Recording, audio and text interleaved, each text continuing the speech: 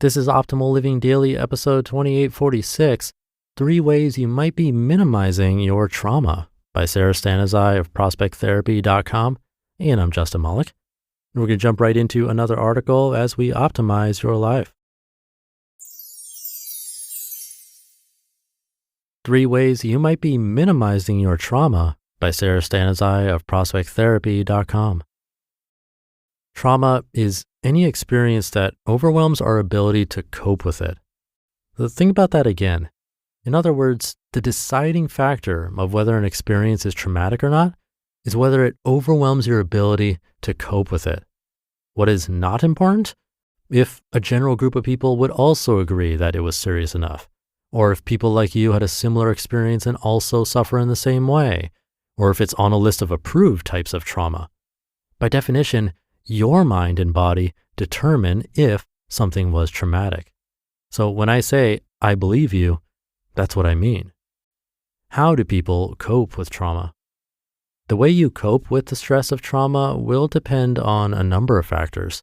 This includes things like your general disposition, how much stress, or in other words, physiological preparation you had prior to the event, since small, manageable stress increases your ability to tolerate bigger stresses, the nature of the trauma, whether it was one major incident or a series of experiences, or different types of events, etc., and many other factors that basically comprise your internal and external resources. Internal resources are things like emotional resilience, self-awareness, and psychological insight, mental and emotional skills like the ability to reframe your thoughts, even a sense of humor. External resources are things like a support system of friends or family, access to health care, and frankly, a safe place to sleep every night. The tricky part is that frequently, one way that we try to cope with traumatic events is to minimize them. That's our brain trying not to be overwhelmed with the magnitude of the stress. This goes for events that overwhelm us physically, emotionally, or both. Are you someone who minimizes your stress response as a way to cope with it? Other people have had it much worse than me. It was a long time ago and I'm fine now. I don't want to burden others with my problems. Or, dwelling on the past won't change it. What's talking about it going to do? Does this sound familiar?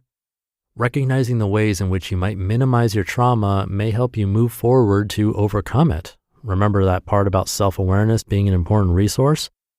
So here are 3 signs that you might be minimizing your trauma and thereby actually prolonging or intensifying its effects. Number 1, you consider intense mood swings typical. A common side effect of trauma is mood swings. Often these mood swings manifest in several different ways.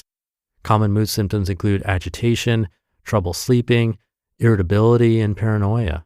It's not just suddenly becoming really sad or angry, even if you're having a good time, although that can also be a sign.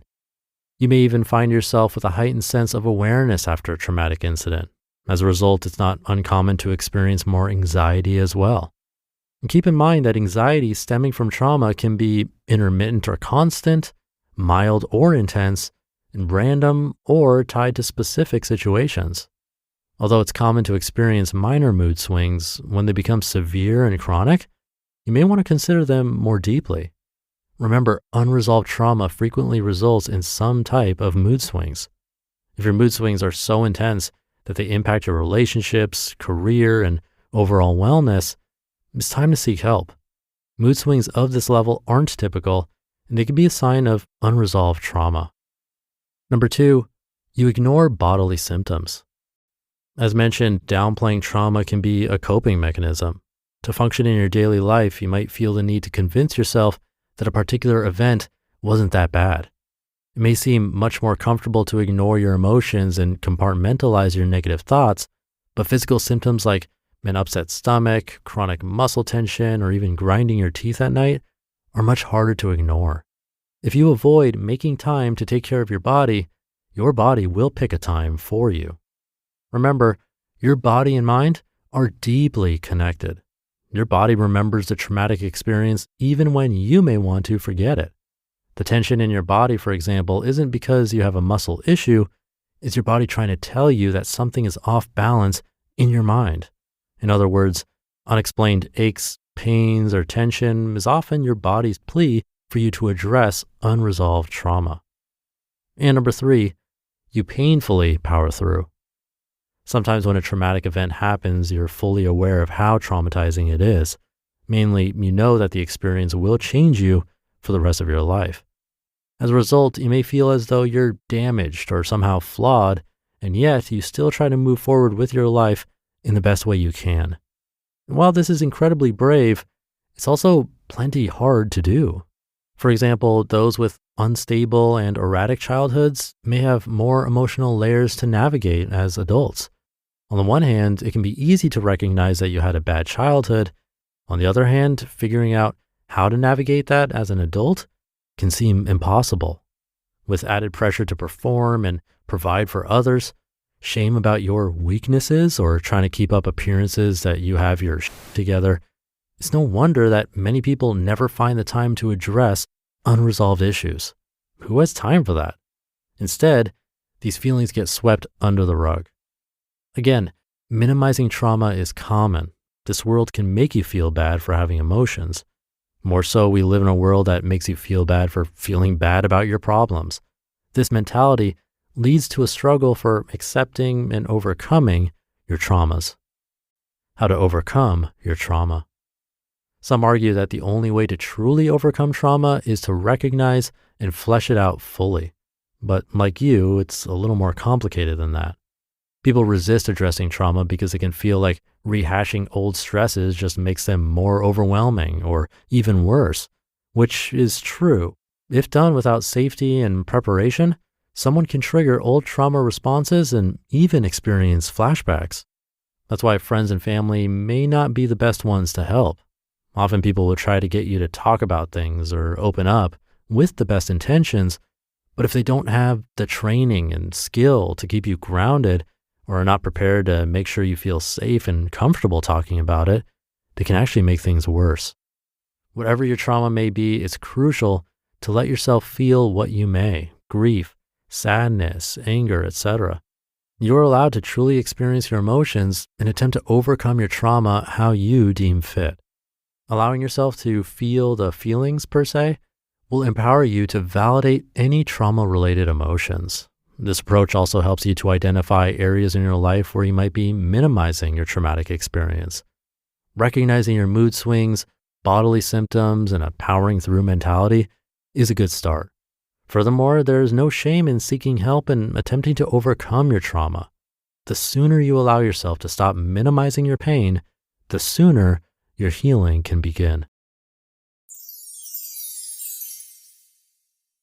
You just listened to the post titled 3 Ways You Might Be Minimizing Your Trauma by Sara Stanizai of ProspectTherapy.com.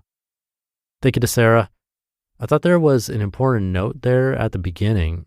A traumatic event is not for someone else to decide.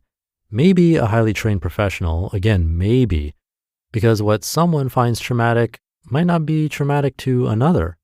If you race cars for a living, a relatively minor car accident might not be traumatic to you, but it could be to a child or anyone else for that matter. Words is a big one.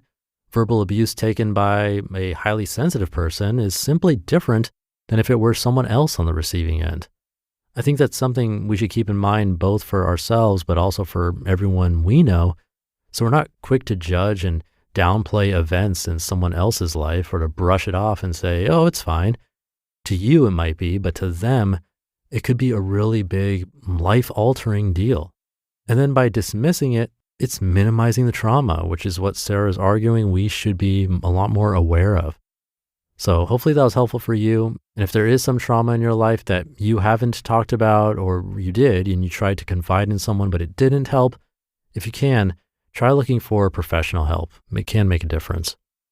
And with that, have a great rest of your day, and I'll see you tomorrow with another article in where your optimal life awaits.